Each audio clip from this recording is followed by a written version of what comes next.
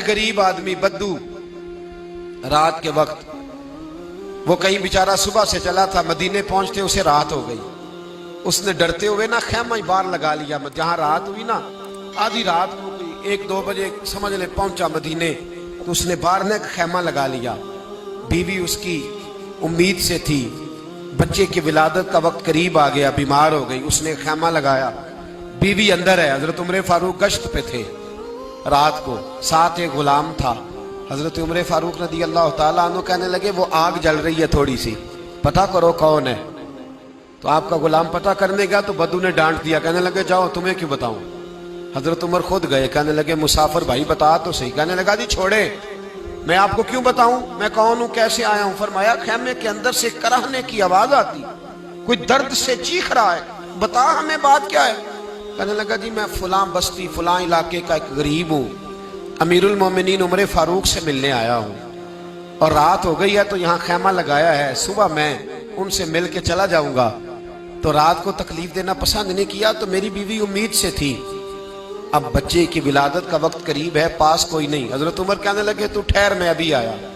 चेहरे पे नकाब है, उसे बताया नहीं मैं ही अमीरुल मोमिनीन। उमर दौड़े गए, अपनी जौजा से कहने लगे अगर तुझे बहुत बड़ा अजर मिल रहा हो तो हासिल करेगी।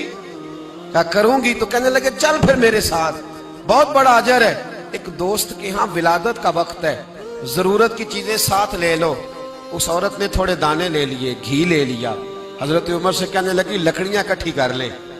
अमीरुल मोमिनीन, काउंसलर की बात नहीं बता रहा आपको, मैं आपको एमपीए की बात नहीं बता रहा, एमएनए की बात नहीं बता रहा, जो 10 गांव को मिला के चेयरमैन बना उसकी बात नहीं बता रहा, उसकी बात बता रहा हूं जो 22 लाख मुरब्बा मील का हुक्मरान है। उसकी बात बता रहा हूं जो गली से गुजरे तो शैतान रास्ता ही बदल जाता है। उसकी बात बता रहा हूं जिसके बारे में मेरे मुस्तफा करीम सल्लल्लाहु ताला अलैहि वसल्लम ने फरमाया मेरा उम्र तो वो है कि 950 साल हजरत जिब्रील भी इसकी शान बयान करें तो अजमत खत्म नहीं होती। इतना बड़ा शख्स। हजरत उमर ने लकड़ियां इकट्ठी की, ईंटों का रोड़े लेके चूल्हा बनाया, पहुंच गए। आपकी जौजा कहने लगी ये थोड़े दाने डालने, घी डालने और एक लकड़ी लेके इसको हिलाएं, तैयार करें। खुद जौजा अंदर चली गई, हजरत उमर बाहर पकाने लगे। वो बद्दू कहता है मैं इस तरह का उनके साथ बिहेव करने लगा जैसे को किसी चौकीदार के साथ नहीं करता। मैंने समझा ये उमर ने चौकीदार रखे आने जाने वाले मेहमानों का। मैं कभी पानी का प्याला मांगता, कभी कोई बात, उमर दौड़े जाते, कभी पानी लाते। ओ मुसलमानों, ओ मेरे रसूल के गुलाम अजीजो, हजरत उमर फारूक। वो गुलाम कहता है मैं उमर से कहता, मैं कहता गुलाम पानी ला, तो उमर दौड़ के पानी लाते। मैं कहता तुझे घी पकाना भी आता है, पहले भी कभी पकाया है? तो उमर फरमाते कोशिश तो कर रहा हूं। मैं कहता पहले भी कभी तेरी बीवी ने ये काम किया है? तो हजरत उमर कहने लगे मुझे याद नहीं, पूछ के बताऊंगा।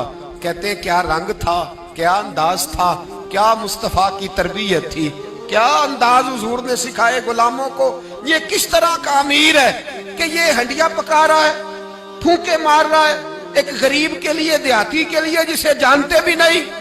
अंदर उस शख्स की बीवी के यहाँ बेटा पैदा हुआ तो हजरत उमर की बीवी अंदर से बोल के कहने लगी अमीरुल मोमिनीन मुबारक हो, आपके दोस्त के यहाँ बेटा पैदा हुआ है। जब कहा ना अमीरुल मोमिनीन मुबारक हो, तो वो शख्स कहता है मेरे हाथ कांपने लगे और मैं इस तरह दौड़ा कि मेरी पगड़ी गिर गई।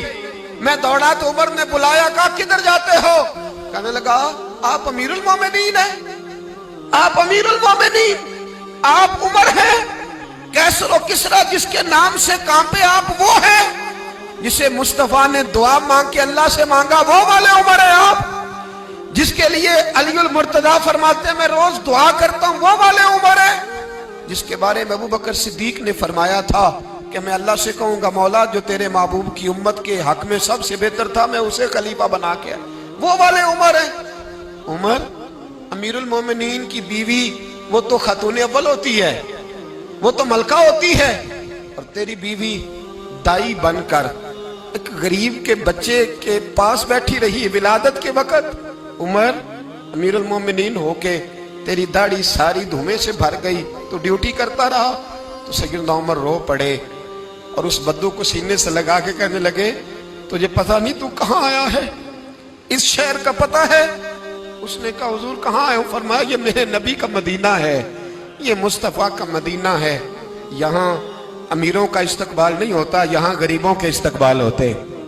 یہاں حضور نے اس اسٹیٹ پہ میرے رسول پاک نے وہ والا رنگ دیا ہے کہ اب غریب سر اٹھا کے جینے لگے ہیں، اب مزدوروں کو عزتیں ملنے لگی ہیں، اب یتیموں نے سر اٹھا لیا ہے کہ ہمارا کوئی سننے والا